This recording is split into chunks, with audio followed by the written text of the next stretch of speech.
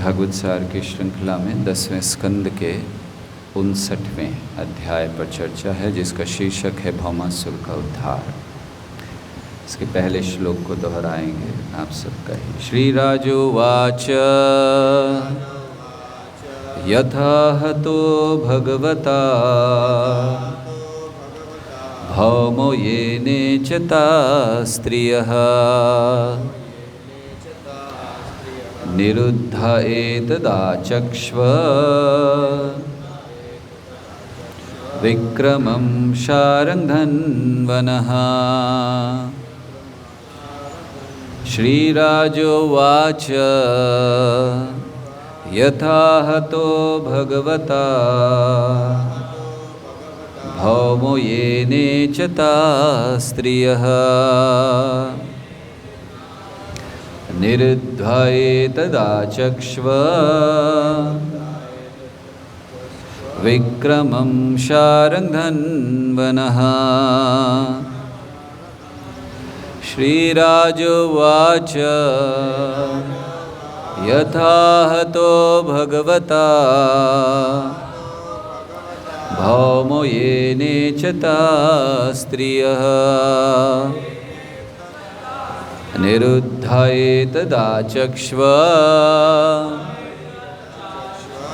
विक्रमं शारङ्गधन्वनः।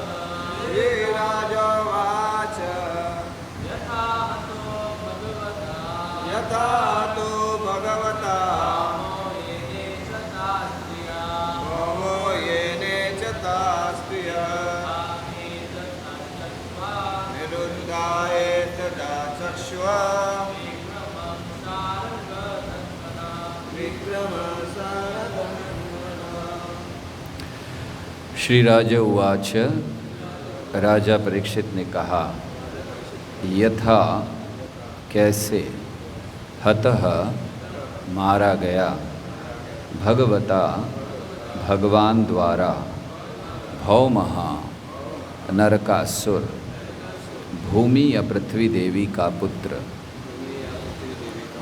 ये न जिसके द्वारा, च तथा, ता वे, स्त्रियः स्त्रियां, निरुद्धा बंदी, एतत् यह, आचक्ष्व कहिए, विक्रमं शौर्य,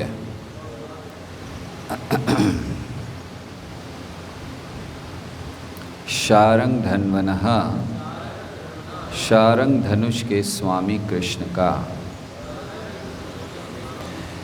इसका अनुवाद इस प्रकार से है। राजा परीक्षित ने कहा, अनेक स्त्रियों का अपहरण करने वाला भौमासुर किस तरह भगवान द्वारा मारा गया, कृपा करके भगवान शारंगधन्वा के इस शौर्य का वर्णन कीजिए। हरे कृष्णा। भागवतम में भगवान की द्वारका लीला 10वें स्कंद में, उस पर हम लोग चर्चा कर रहे हैं। वृंदावन लीला, मथुरा लीला और अब द्वारका लीला।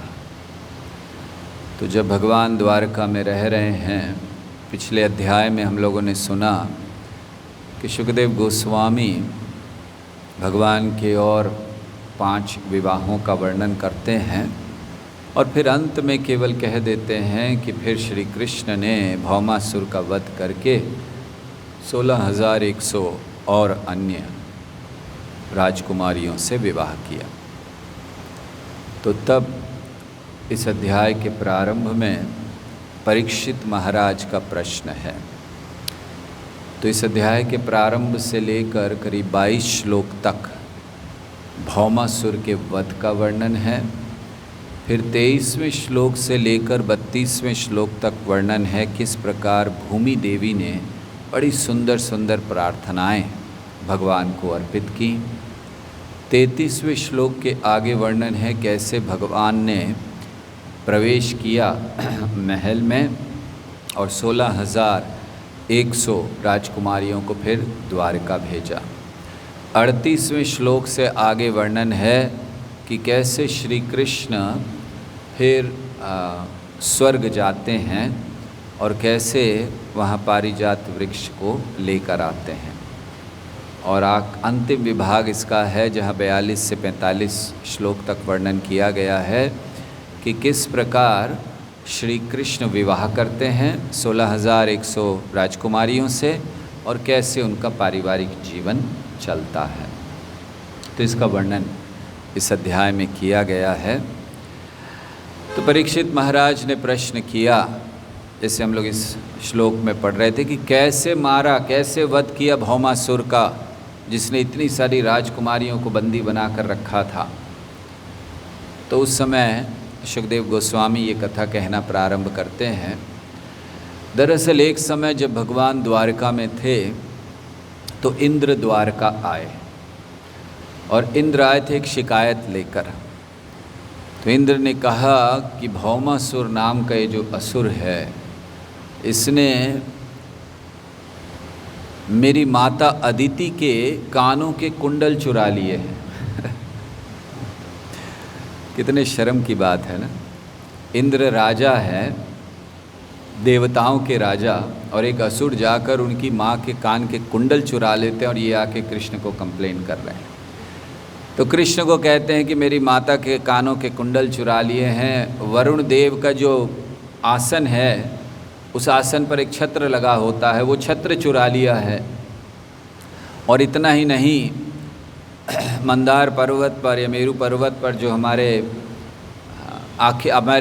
आनंद लेने का स्थान है, जिसको मणि पर्वत कहते हैं, तो वो मणि पर्वत भी उसने ले लिया है। तो बड़े आश्चर्य की बात है। अब ऐसा सब कहा तो श्री कृष्ण ने कहा ठीक है। तो उसने मदद मांगी इंद्र ने कि आप कुछ कीजिए, ये भौमासुर का प्रभाव बढ़ता जा रहा है। श्री कृष्ण थे द्वारिका में, गुजरात में आता है, और भौमासुर थे प्रागज्योतिषपुर में, जो आसाम में आता है। आज भी आसाम में तेजपुर एक स्थान है, तो वहाँ भौमासुर की राजधानी थी, वहीं पास में, उसको प्रागज्योतिषपुर कहते हैं। कुछ लोग कहते हैं कि नेपाल में थी, लेकिन आचार्यों ने बताया कि आसाम में थी, पास में ही आता है। तो भौमासुर इस तरह वहाँ पर रह रहे थे प्रागज्योतिषपुर में। तो जब श्री कृष्ण ने सुना तो तुरंत तैयार हो गए कि ठीक है, मैं जाऊँगा, आपकी मदद करूँगा, मैं भौमासुर के ऊपर आक्रमण करूँगा। तो श्री कृष्ण ने गरुड़ जी को बुलाया, क्योंकि अब रथ से जाना तो संभव नहीं था इतना दूर, द्वारका से आसाम। आज भी अगर हम लोग यहाँ से आसाम जाएं तो बहुत समय लग जाता है। तो इसीलिए श्री कृष्ण ने कहा नहीं तो प्लेन से जाना पड़ेगा, ये अभी रथ नहीं चलेगा। तो इसीलिए उन्होंने गरुड़ जी को बुलाया।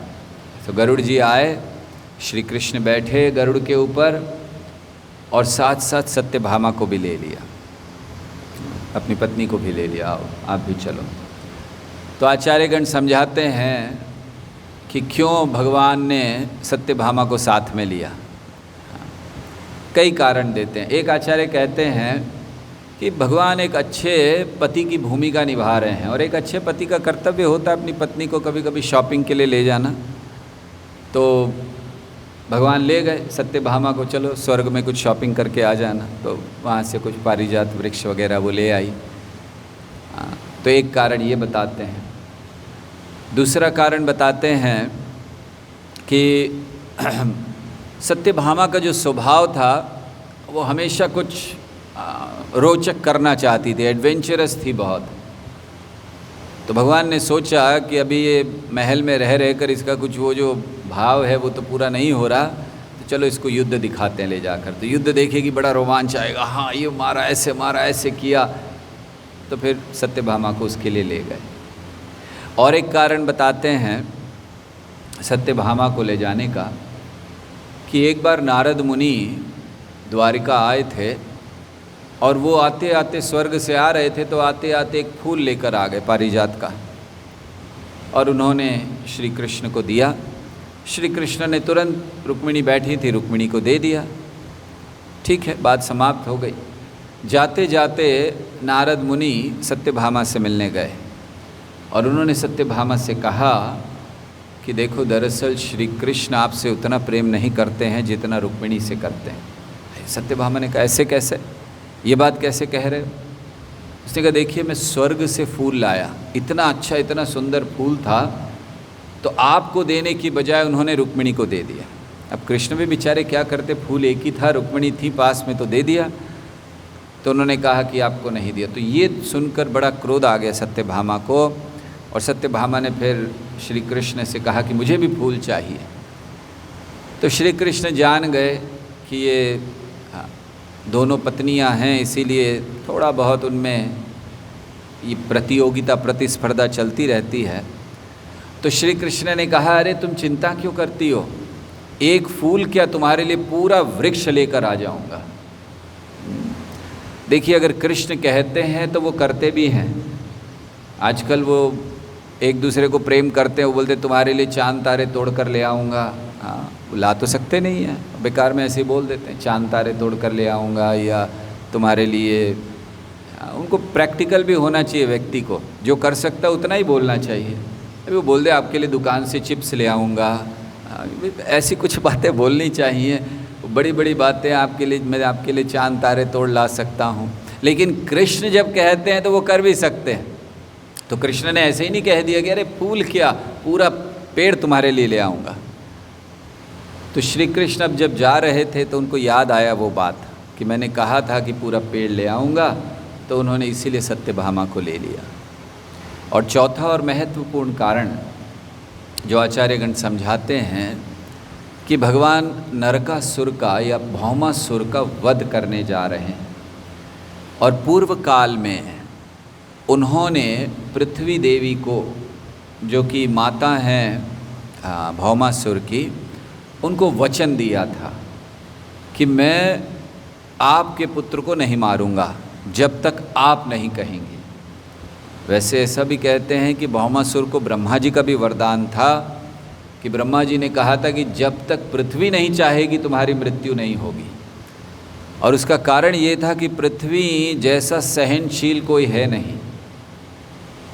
तो ब्रह्मा जी का कहने का तात्पर्य ये था कि पृथ्वी इतनी सहनशील है, अगर वो चाहेगी कि तुम्हारा वध हो तब तो फिर समझ लेना कि तुम्हारे वध अनिवार्य है, नहीं तो पृथ्वी सहन करेगी तुम्हारे दुखों को, तुम्हारे द्वारा दिए गए कष्टों को। तो ब्रह्मा जी ने भी ऐसे आशीर्वाद दिया था। तो भगवान को उसको बनाए रखना था, तो सत्यभामा को ले गए, क्योंकि पृथ्वी देवी सत्यभामा की विस्तार मानी जाती हैं। तो भगवान चाहते थे कि सत्यभामा उनसे कहे कि मारो, तो जो अपना वचन उन्होंने दिया है कि जब तक आप नहीं कहोगे तब तक नहीं मारूंगा, वो वचन पूरा हो जाए। वैसे भौमासुर, इनको एक श्राप भी मिला था वशिष्ठ मुनि से। क्या श्राप था? वशिष्ठ मुनि से उनको श्राप था कि आपको आपके ही पिता मारेंगे, या आप जो भी भगवान उनके पिता माने जाते हैं। पुराणों में वर्णन है कि भूमि देवी और वराह देव से प्रकट हुए भौमासुर, तो इसलिए सत्यभामा को ले गए। और देखिए, भौमासुर भगवान के पुत्र हैं, भूमि देवी के पुत्र हैं, लेकिन फिर भी असुर। तो ये कैसे हो सकता है? हाँ, अगर कोई असुर कुल में जन्मा है इत्यादि है, वो बन जाए, ठीक है। तो यहाँ हम लोग कितनी विचित्र बात देखते हैं कि भगवान का पुत्र है वो असुर हो गया, और जो असुर का पुत्र है प्रहलाद वो भक्त हो गया। तो बड़ा विरोधाभास है। और वैसे भी भगवान और भूमि का पुत्र हो तो कैसे स्वयं भगवान का पुत्र असुर हो जाए, ये कैसे हो सकता है। तो प्रभुपाद समझाते हैं श्रीमद् भागवत के 3 स्कंद में प्रभुपाद लिखते हैं इस बात को कि दरअसल भगवान का पुत्र था, लेकिन बाणासुर की भी नगरी वहीं है असम में, वो भी वहीं से है। तो बाणासुर के संग के कारण और फिर आगे चलकर कंस इत्यादि, क्योंकि ये सब इनके सहयोगी बने, इनके संग के कारण वो असुर हो गया।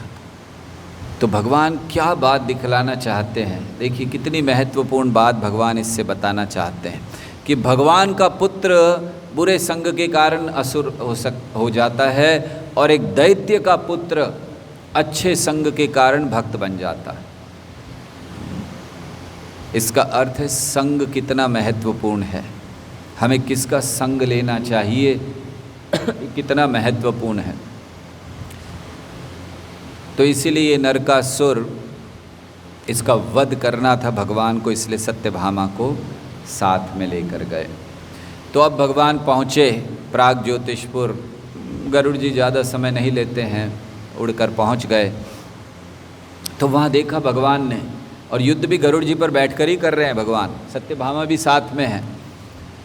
तो भगवान ने देखा कि जो उसका किला है नरकासुर का, बहुत अच्छी तरह सुरक्षित था वो किला। उस किले में 4 प्रकार की सुरक्षा की गई थी अलग अलग तरह से, जिससे कोई उसमें प्रवेश नहीं कर पाए। सबसे पहले चारों जो दिशाएं थीं उसमें बहुत सारे सैनिकों को खड़ा किया हुआ था हर दिशा में, कि कहीं से कोई प्रवेश नहीं कर सके। उसके बाद दूसरा, अगर कोई प्रवेश कर भी जाए तो फिर वहाँ पर आज की भाषा में कहें तो इलेक्ट्रिक फेंसिंग लगी हुई थी। हाँ, आजकल हम लोग इलेक्ट्रिक फेंसिंग लगाते हैं, कोई टच करे करंट लग जाए, तो उस समय किया था भौमासुर ने। तो उसका पूरा जो किला था वो प्रोटेक्टेड था कि अगर कोई इन सैनिकों को मारकर आगे भी आ गया तो फिर करंट से मर जाएगा। फिर तीसरा था उसने पानी, उसका जो चारों तरफ किला था वो पानी पूरा एक नदी जैसा बनाई हुई थी उसने, नहर, तो कि उस पानी को कोई पार नहीं कर सके, बहुत विशाल नहर थी, उससे प्रोटेक्टेड था। फिर अगर कोई उसको भी पार कर जाए तो एक उसने ऐसा वातावरण बनाया हुआ था जिसमें बहुत खतरनाक गैस फैली हुई थी। मान लीजिए जहरीली गैस फैली हुई है, ऐसा पदार्थ था। तो अगर कोई पहले सैनिकों से बच जाए तो फिर करंट से मर जाएगा, करंट से बच जाए पानी में डूबकर मर जाएगा, पानी से बच जाए तो फिर ये गैसें उसको मार देंगी, और उससे भी बचकर अगर अंदर आ जाए तो फिर अंदर पूरी फेंसिंग की हुई थी, बार्ब्ड वायर, उससे कोई अंदर नहीं आ सकता। तो ये सारी व्यवस्था मुर नाम के राक्षस ने की थी, जो उसका सहयोगी था। भगवान का एक नाम है मुरारी। मुरारी मतलब जो मुर के शत्रु हैं उनको मुरारी कहते हैं। तो मुर नाम के राक्षस ने ये सारी व्यवस्था की हुई थी, बहुत अच्छी तरह से प्रोटेक्टेड था। तो भगवान आए, भगवान ने देखा, और फिर भगवान ने जो वहाँ पर पहले सैनिक थे उनको मार डाला, सबको ख़त्म कर दिया, और फिर अपने चक्र से ये जो स्थान बने थे, इलेक्ट्रिक फैंस, ये वो सब काट दिया। पानी का तो चिंता ही नहीं, गरुड़ जी पर सवार थे, पानी के लिए क्या टेंशन है। तो भगवान ने ऐसे जब कर दिया, और उसके बाद भगवान ने सब तोड़ने के बाद शंख बजाया अपना।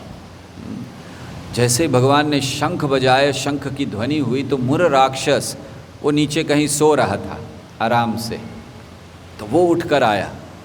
मुर राक्षस के 5 सिर थे, 1 2 3 4 5, रावण का आधा होगा शक्ति उसमें, तो 5 सिर थे उसके। और ऐसे वो आया, उठ के अपने सारे सैनिकों के साथ आया, सबको लेकर, और फिर वो युद्ध करने के लिए आया बहुत तेज़ी से। तो जब वो आया तो उसने देखा, गरुड़ जी को देखा, तो उन्होंने गरुड़ जी को आक्रमण किया। एक अपना ऐसे भाला लेके, एक त्रिशूल लेकर फेंका गरुड़ जी की तरफ। तो भगवान ने उसको बड़े आसानी से 2 तीरों से काट दिया। फिर उसके साथ जितने सैनिक आए थे उनको मार दिया भगवान ने। और फिर इसने अपना गदा घुमाकर फेंका, तो भगवान ने उसकी गदा को काट दिया। तो ऐसे बहुत देर युद्ध हुआ। उसके बाद भगवान ने चक्र लिया और उसकी गर्दन काट दी, उसके 5 सिर काट दिए। जय श्री श्री गौ नटराज दयाल निताई की जय। तो भगवान ने 5 सिर काट दिए उसके। और इस प्रकार मुर राक्षस वो मारा गया। तो अब आगे जब ये मुर राक्षस मारा गया, जो कि भौमासुर का प्रधान सेनापति था, मान लीजिए सारी सुरक्षा करने वाला, और फिर इसको पता चला, अभी समाचार पहुंचा, तो उस समय मुर राक्षस के 7 पुत्र थे। तो वो 7 पुत्रों ने अन्य एक व्यक्ति को लेकर आक्रमण कर दिया कि अब हम नहीं छोड़ेंगे कृष्ण के ऊपर। वैसे देखा जाए तो 7 पुत्रों के नाम भी बड़े अच्छे अच्छे थे, लेकिन सारे असुर।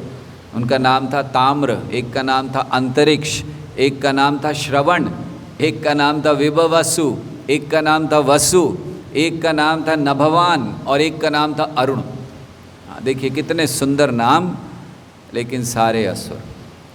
तो इन्होंने आक्रमण कर दिया 7 ने, और बहुत युद्ध करने लगे भगवान के साथ। भगवान ने फिर उनके साथ जो सेनापति आया था उसको भी मार दिया और 7 को मार दिया। अब जब भौमासुर को ये सुनाई दिया, भौमासुर से सहन नहीं हुआ।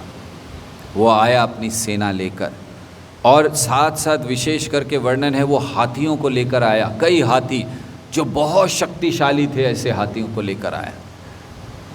भागवत वर्णन करता है मदमस्त हाथी थे, मतलब एकदम मारने वाले सबको। तो बहुत से हाथियों को लेकर आया। अब युद्ध करने लगा भगवान के साथ, और 11 अक्षौहिणी सेना लेकर आया था। वो अकेला नहीं आया था, 11 अक्षौहिणी सेना, इतने सारे हाथी, इन सबको वो लेकर आया। तो भूमि देवी का पुत्र है, अब युद्ध करना शुरू किया उसने।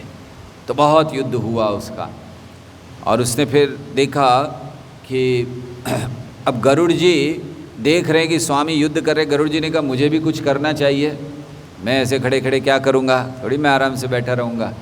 तो उन्होंने देखा इतने सारे हाथी आए हैं, घोड़े आए हैं इस सेना में। तो गरुड़ जी क्या कर रहे, भगवान युद्ध कर रहे थे भौमासुर के साथ। गरुड़ जी ने जाकर हाथियों के ऊपर जाते और अपने पंजों से उनको मारते कभी पंखों से मारते उनको। उनके तो गरुड़ जी हैं, कोई साधारण नहीं है। तो कभी पंखों से मारते, कभी वो अपने पंजों से उनको घायल कर देते। ऐसे सारे हाथी और घोड़ों में हाहाकार मच गए। सारे हाथी भागे वहाँ से, सब भाग गए। और वर्णन है कि गरुड़ जी ने सबको भगा दिया, अकेला भौमासुर खड़ा रह गया वहाँ पर। और भौमासुर अब फिर युद्ध कर रहा है। बहुत युद्ध हुआ, भगवान को चलाता, कुछ ये चलाते। तो उसने फिर गरुड़ जी पर भी आक्रमण किया, लेकिन गरुड़ जी तो कोई साधारण पक्षी है नहीं। तो उसने प्रयास किया उनको भी मारने का, लेकिन कुछ नहीं हुआ। और फिर बड़ा भयंकर जब युद्ध हो गया, बस ऐसे लग रहा था कि कोई ना कोई किसी को मार देगा। इतने में त्रिशूल उठाया और भागा वो कृष्ण की ओर, और कृष्ण को मारने के लिए त्रिशूल फेंकने वाला फेंक रहा है। और जैसे ही उसने ये किया, सत्यभामा घबरा गई कि हाय कहीं कृष्ण मर नहीं जाएं। उन्होंने तुरंत कृष्ण से कहा मारो मारो इसको। तो कृष्ण ने कहा मैं तो इसका इंतज़ार कर रहा था क्यों नहीं कहा इतनी देर से, क्योंकि जब तक वो कहती नहीं कृष्ण मार नहीं सकते थे। तो उसने जल्दी कहा मारो मारो। तो श्री कृष्ण ने कहा बस ठीक है। धाड़ कृष्ण ने तुरंत भौमासुर का वध कर दिया। और जैसे ही भौमासुर का वध किया, देवता जो ऊपर से खड़े देख रहे थे, क्योंकि देवता घबराते थे भौमासुर से, उनके घर में जाकर चोरी करके आ गया था, कुछ कर नहीं पाए वो लोग। इंद्र के माता के, देखिए उसको दिखाना था कि मेरी क्या शक्ति है। तो कोई साधारण नहीं, जो राजा है देवराज इंद्र, उनकी माँ के कुंडल उठाकर ले आया, कर लो जो करना है। तो सारे देवता छुपकर खड़े हुए देख रहे थे। जैसे ही मारा गया, ऊपर से फूलों की वर्षा करने लगे, वहाँ गान होने लगा, नृत्य होने लगा। देवता सब प्रसन्न होकर जोर जोर से कहने लगे श्री कृष्ण भगवान की जय। तो ऐसे भौमासुर को हाँ मार दिया। और अब जब भौमासुर मर गए तो भूमि देवी आई, उनकी माता आई और उन्होंने अदिति के कुंडल वापस किए, छत्र वापस किया, सब कुछ वापस कर दिया जो भी वो चुरा कर लाया था। और उस समय भूमि देवी ने बहुत सुंदर प्रार्थनाएं की।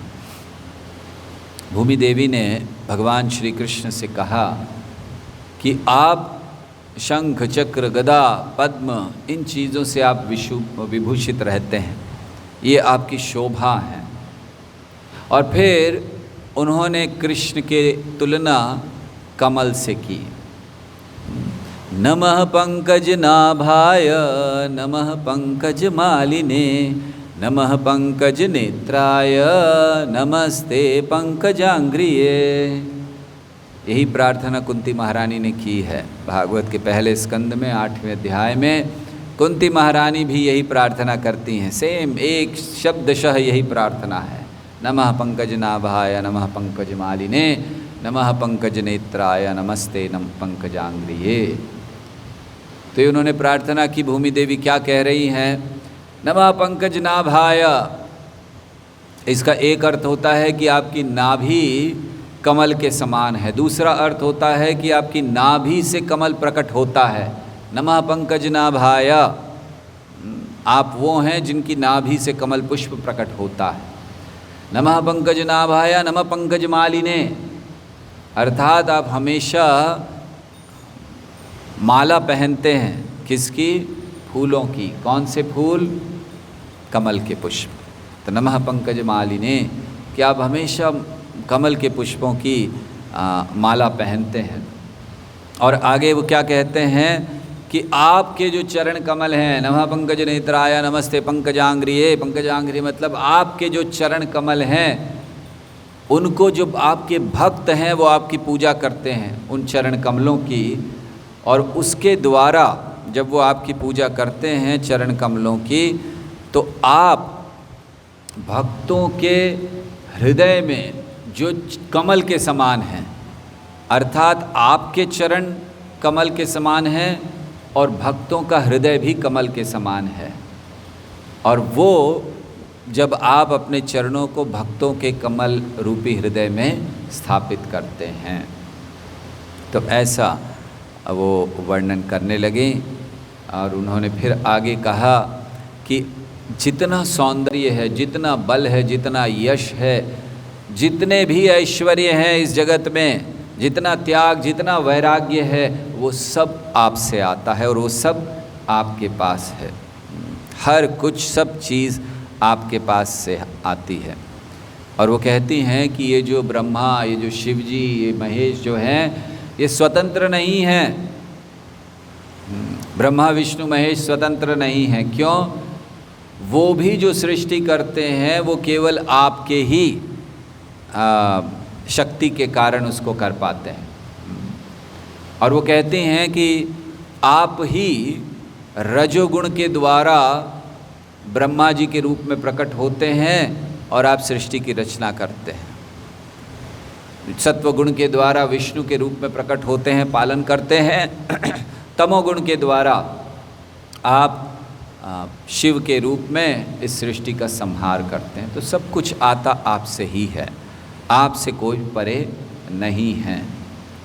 तो ऐसी प्रार्थना करने के बाद उन्होंने भौमासुर के पुत्र को प्रस्तुत किया। उन्होंने कहा ये है भागदत्त, और ये बहुत डरा हुआ है। ये सब देखकर, ये जो भयंकर, दरअसल जब कृष्ण ने युद्ध किया था तो क्या स्थिति हुई थी, इतने काटे थे। आप सोचिए 11 क्षौणी सेना को मारा होगा, उससे अन्य भी जो सैनिक थे, तो हर जगह सर पड़े हुए हैं, हाथ पड़े हुए हैं, जंघाएं पड़ी हुई हैं, सब कटे हुए पड़े हुए हैं।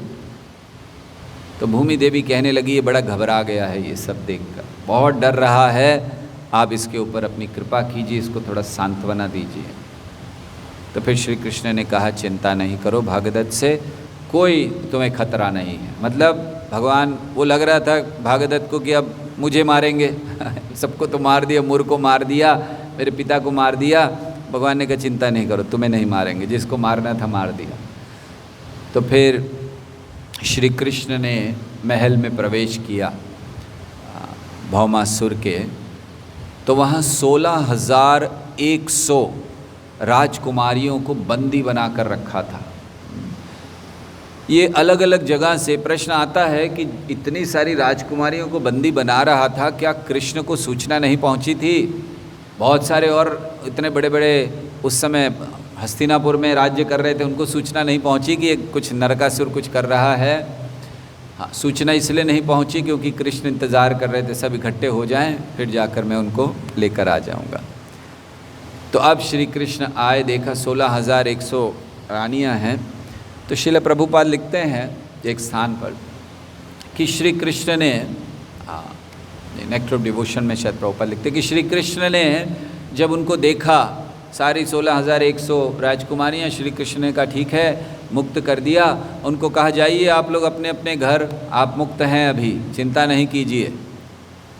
तो भागवतम वर्णन करता है कि जैसे ही श्री कृष्ण ने प्रवेश किया और इन राजकुमारियों ने देखा, हर एक के हृदय में कृष्ण से विवाह करने की इच्छा उत्पन्न हो गई, बड़ी तीव्र इच्छा। तो श्री कृष्ण ने इनको मुक्त किया और कहा कि ठीक है, आप अपने अपने घर जाइए, हम अपनी सेना भेज देते हैं, वो आपको छोड़कर आएंगे ताकि आपको कोई कष्ट ना हो। तो उन सारी राजकुमारियों ने श्री कृष्ण से कहा कि देखिए, हम इतने समय से इस असुर के यहाँ कैद हैं, और साधारणतः अगर एक कुलीन स्त्री एक दिन भी अगर बाहर रह जाए अपने घर से तो फिर कोई उससे विवाह नहीं करता है, और हम तो काफ़ी लंबे समय से यहाँ पर कैद हैं, और वो भी इस असुर के यहाँ। अब अगर हम वापस भी जाएंगी तो हमसे विवाह कौन करेगा, और हम जीवन भर चिंता में रहेंगे, हमारे माता पिता चिंता में रहेंगे। तो श्री कृष्ण ने कहा मैं आपकी क्या मदद कर सकता हूँ? तो उन्होंने कहा आप हम सबसे विवाह कर लीजिए। और श्री कृष्ण ने, प्रभुपाद लिखते हैं, श्री कृष्ण ने बहुत आराम से स्वीकार कर लिया। Okay, yes, very good. तो श्री कृष्ण ने स्वीकार किया, और उन्होंने उस समय सेना की टुकड़ी के साथ भेज दिया इन 16,100 राजकुमारियों को द्वारका, कि आप द्वारका जाइए, फिर वहाँ पर हम आपसे विवाह करेंगे। तो यहाँ एक बड़ी महत्वपूर्ण बात इसमें सीखने मिलती है कि कभी कभी लोग दोषारोपण करते हैं कृष्ण के ऊपर कि कृष्ण ने इतने विवाह किए, 16,108 विवाह किए। 8 विवाहों की वर्णन हम पहले सुन चुके हैं, अब 16,100। तो क्या कृष्ण बड़े कामी पुरुष थे इसलिए उन्होंने विवाह किए इतने सारे? तो यहाँ हम लोग देखते हैं रुक्मिणी ने विवाह किया, रुक्मिणी से विवाह किया क्योंकि उनकी इच्छा थी। सत्यभामा से, जाम्बवती से, जो भी विवाह हम लोग देखते हैं। और यहाँ 16,100 विवाह देख रहे हैं, तो वहाँ क्या हो रहा है? वहाँ इच्छा किसकी है? उन राजकुमारियों की। और कारण क्या है? उनके मान सम्मान को बनाए रखना, ये कारण है। कारण ये नहीं है कि श्री कृष्ण बड़े कामी हैं, वो चाहते थे कि मान सम्मान बना रहे इन राजकुमारियों का। तो इस दृष्टि से उन्होंने विवाह किए। तो श्री कृष्ण ने 16,100 विवाह उन राजकुमारियों के मान सम्मान को बनाए रखने के लिए किया। तो हमें ये देखना चाहिए, श्री कृष्ण कामी नहीं हैं। अगर वो नहीं करते तो इनकी कोई, और श्री कृष्ण मना कर सकते थे कि मैं कैसे कर सकता हूँ, पहले ही मेरे 8 पत्नियाँ हैं बस, और व्यवस्था नहीं है, इतने महल कहाँ से बनाऊँगा। श्री कृष्ण ने तुरंत हाँ की, उनके मान सम्मान को बचाने के लिए।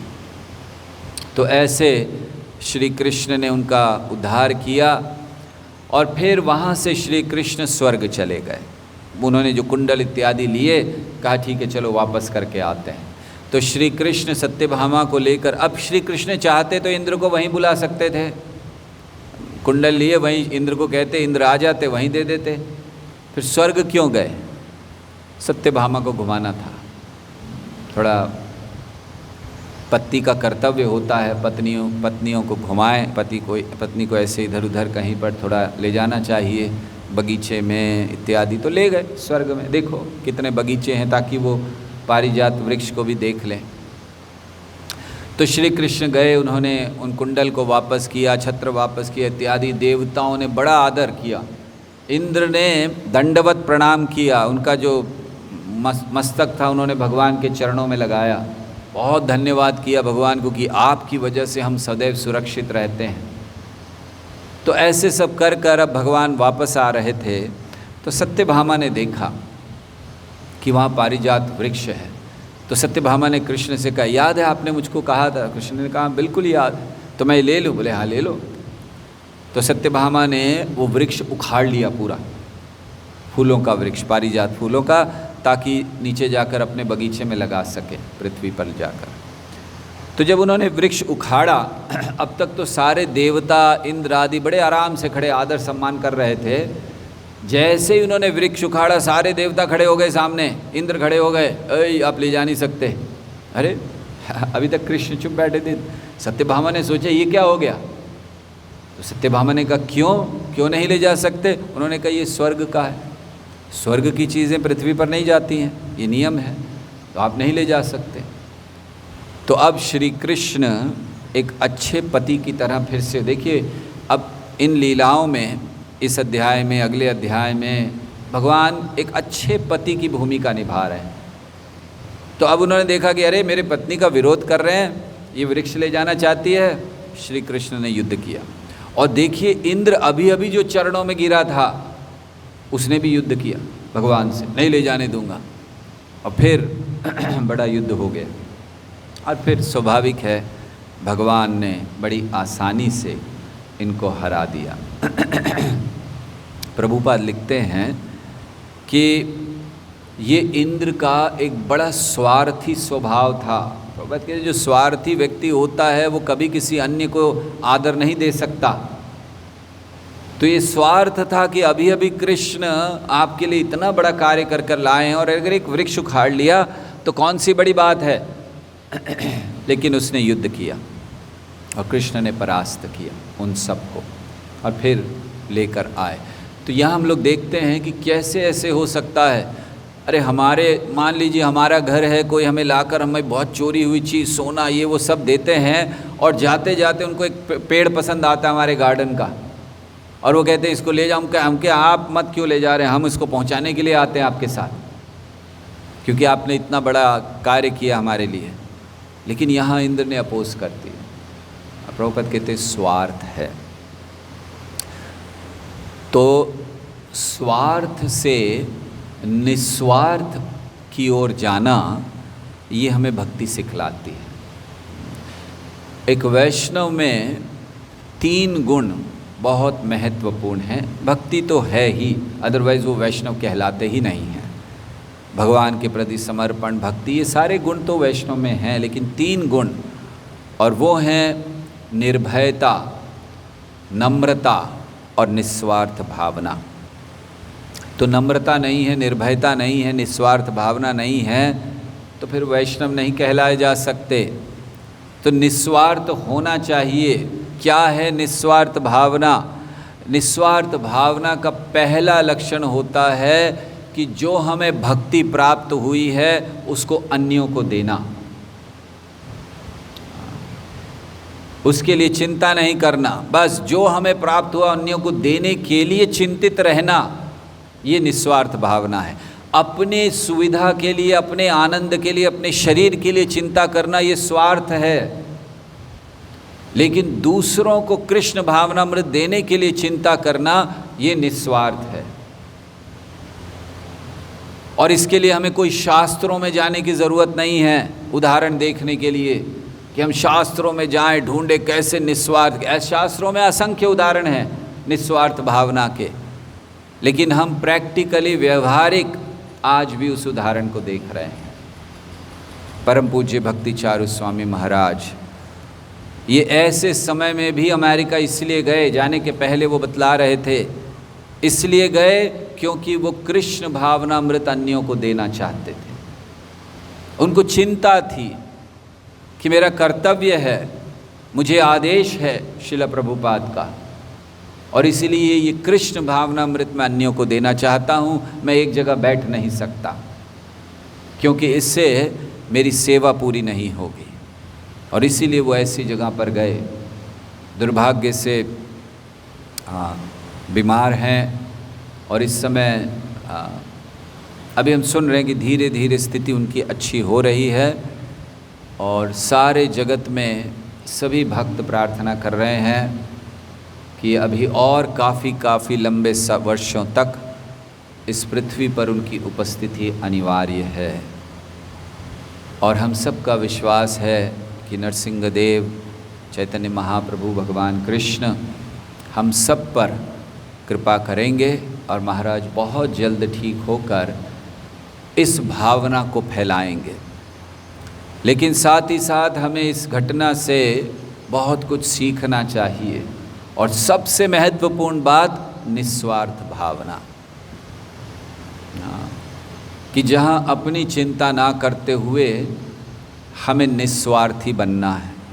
तो अगर हम महाराज के प्रति जिन्होंने इतना बड़ा खतरा लिया केवल कृष्ण भावनामृत को फैलाने के लिए, अगर सही कृतज्ञता सही प्रेम उनके प्रति दर्शाना है तो आज की स्थिति में हमें निस्वार्थी बनना होगा, उनके उस भाव को स्वीकारना होगा। निस्वार्थी बनने का अर्थ है बिना हिचक के जो हमें भक्ति मिली है, जो ज्ञान मिला है, दीजिए दूसरों को, बांटिए, रखिए मत अपने पास। जैसे पूर्व काल में ऋषि मुनि जो उन्हें मिलता था वो दे देते थे। गुरु द्रोणाचार्य जो सीखा उन्होंने वो सब सिखा दिया अर्जुन को, कोई रहस्य नहीं रखा।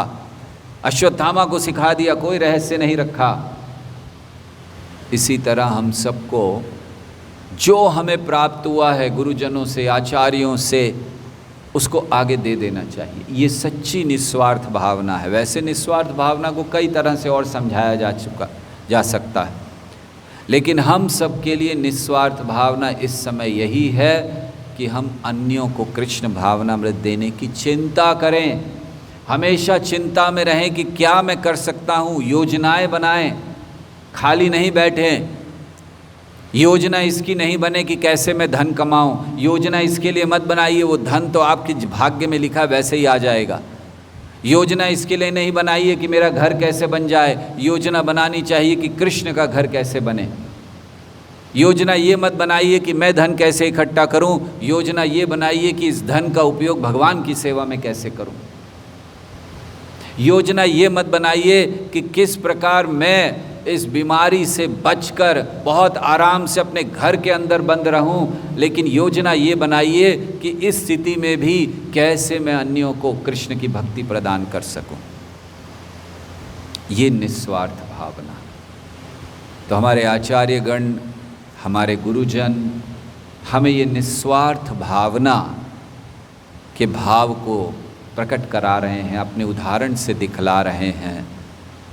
श्रील प्रभुपाद ने दिखलाया निस्वार्थ भावना। 70 वर्ष की उम्र में पहली बार अमेरिका जाना और फिर वहाँ एक आंदोलन को प्रारंभ करना, अकेले संघर्ष करते हुए, निस्वार्थ भावना का पूर्ण प्राकट्य है। हम लोग आज प्रचार करने जाते हैं उन जगहों पर जहाँ सारी व्यवस्था है। प्रभुपाद गए प्रचार करने, व्यवस्था उनको पता नहीं था जब वो उतरे हैं कि लेफ्ट में जाना है या राइट में जाना है। ये निस्वार्थ भावना का पूर्ण प्राकट्य है। एक ही इच्छा लेकर गए थे प्रभुपाद हृदय में, मुझे भक्ति प्रदान करनी है, बस कैसे भी हो इन लोगों को भक्ति प्रदान करनी है। ये निस्वार्थ भावना है।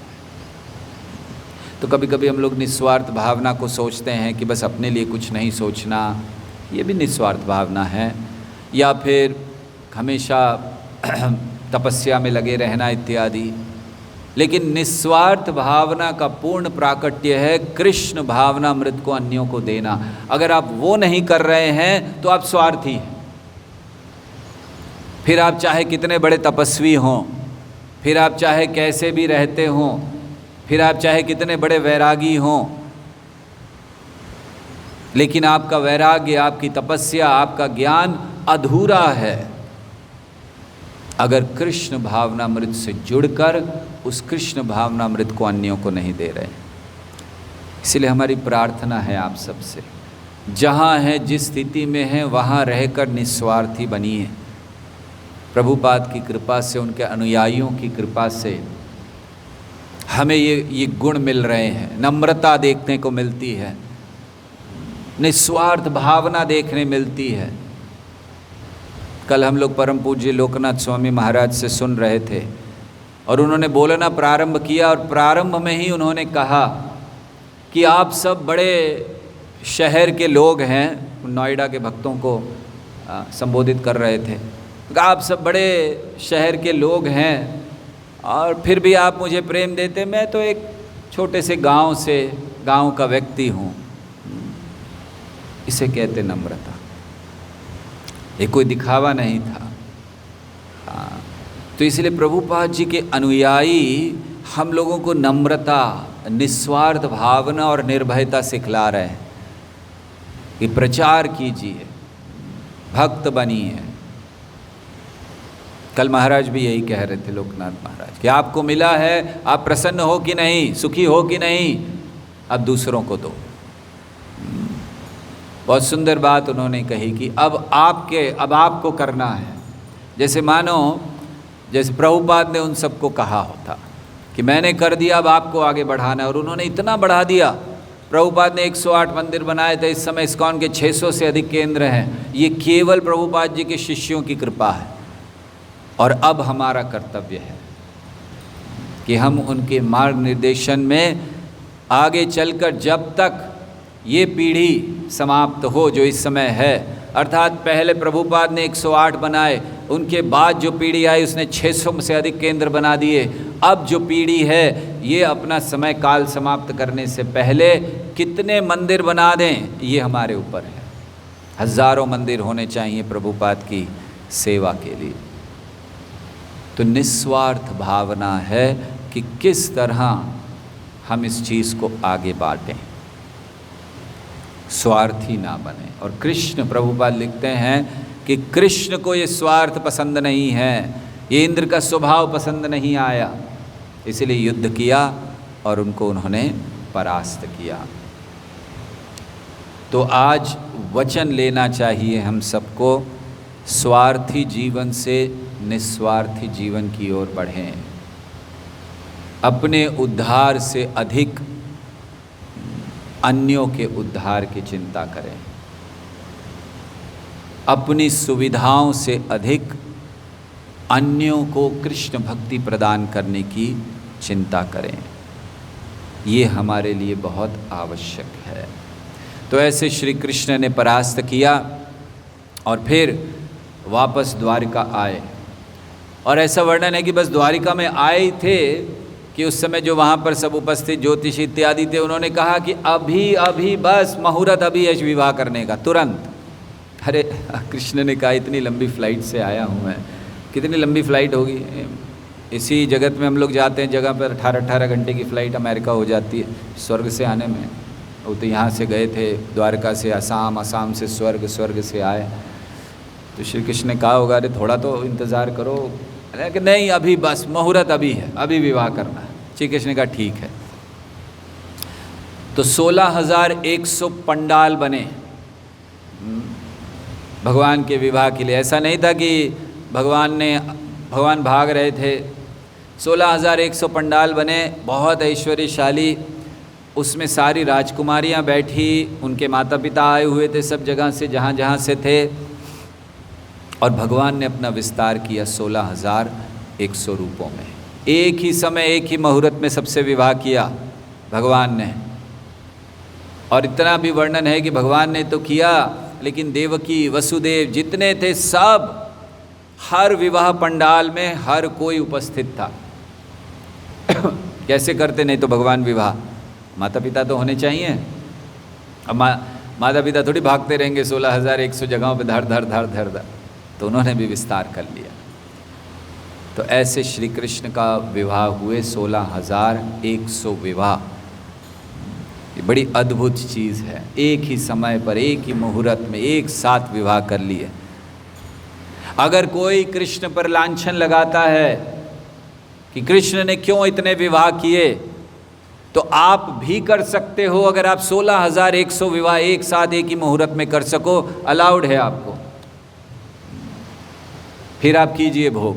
पहले तो 16,100 स्त्रियां ढूंढ लो, वही नहीं मिलेंगी आपको।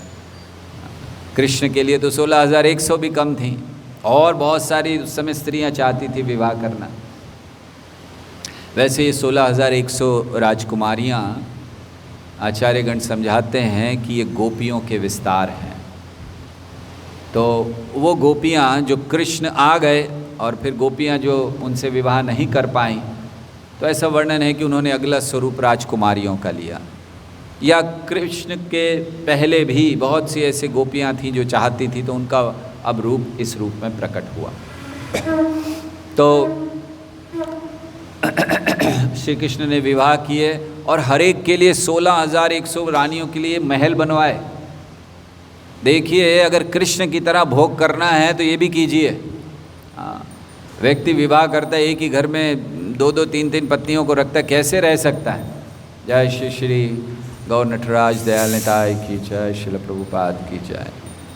तो कीजिए 16,100 विवाह एक साथ एक ही मुहूर्त में, बनाइए 16,100 महल, और उन महलों में एक साथ रहिए। प्रभुपाद लिखते हैं ऐसा नहीं था कि श्री कृष्ण को पाने के लिए एक एक रानी को 16,100 दिनों तक रुकना होता था।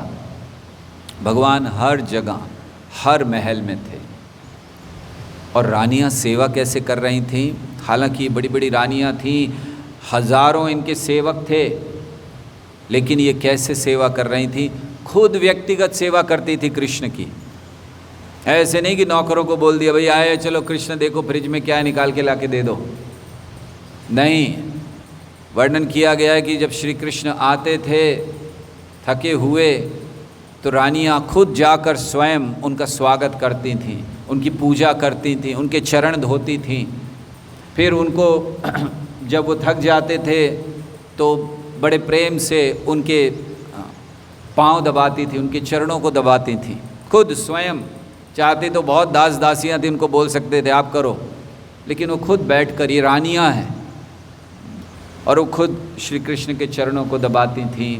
श्री कृष्ण के लिए भोजन लाना, उनको खिलाना, उनको उनका श्रृंगार करना, वस्त्रों को लाना। देखिए ये सब तो साधारणतः नौकरों से, आज भी हम देखते हैं कि अगर कोई आदमी के पास बड़ा अमीर हो जाता है तो ये सब काम नौकर करते हैं।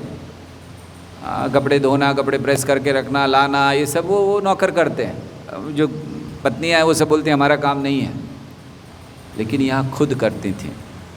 सुने बड़ा अच्छा लगता था, क्योंकि प्रभुपाद कहते हैं ये आदर्श पारिवारिक जीवन है कि जब भगवान आते थे स्वागत करना, चरण धोना, उनको बिठाना, थक गए हैं लेट जाते थे, भगवान की थके हैं तो उनके चरणों को दबाया करती थी बैठकर, खुद स्वयं। और ऐसे कई कार्य भागवत में वर्णन है कि किस तरह वो किया करती थीं। भगवान का श्रृंगार करना, भगवान को चामर करना, पुजारी जी करते हैं चामर, तो भगवान को चामर करना ये भी उनकी पत्नियों का कार्य था, खुद करती थी। तो ये क्यों दिखाता है, क्यों कर रही हैं खुद? ये दिखाने के लिए कि अपनी सेवा हमें खुद करनी चाहिए। अपनी सेवा अर्थात हमारी जो भगवान के प्रति सेवा है उसको दूसरे को नहीं देना चाहिए, क्योंकि ये अवसर बहुत बहुत भाग्य से मिलता है। इसलिए भगवान की सेवा को छोड़ना नहीं चाहिए कि हमारी सेवा हमने दिया, अरे मैं नहीं करूँगा आप करो, तो खुद कर रही हैं। तो जब हमें अवसर मिले, डीटी वर्शिप ये इन सारी सेवाओं को करने का अवसर है। जो रानियां द्वारका में कर रही थी कृष्ण के, वो आप घर में रहकर डीटी वर्शिप में कर सकते हो। कैसे, क्या क्या वर्णन है? रानियां पूजा किया करती थी भगवान की, आप पूजा करते हो। भगवान के चरणों को धोया करती थी, जब हम लोग अभिषेक कराते हैं भगवान को। भगवान के वस्त्र पहनाती थी, श्रृंगार करती थी, हम लोग उसको वस्त्र पहनाते हैं, श्रृंगार कर सकते हैं उनको, भगवान को। भगवान के लिए भोजन लाती थी, उनको खिलाती थी, पुजारी भोग लगाते हैं भगवान को, उनके चरणों को दबाती थी। और ये नियम है कि जब भगवान को रात को सुलाया जाता है या जब भी सुलाया जाता है, तो पुजारी जब भगवान को बिस्तर पर लिटा देते हैं सोने के लिए, तब लाइट बंद करने से पहले चरण दबाते हैं, उनके चरणों की सेवा की जाती है। और फिर पुजारी को जाना चाहिए, तब भगवान सोते हैं। ऐसे नहीं भगवान को सुलाया जाता। कई कई जगहों पर बात अलग है, छोटे केंद्र में तो।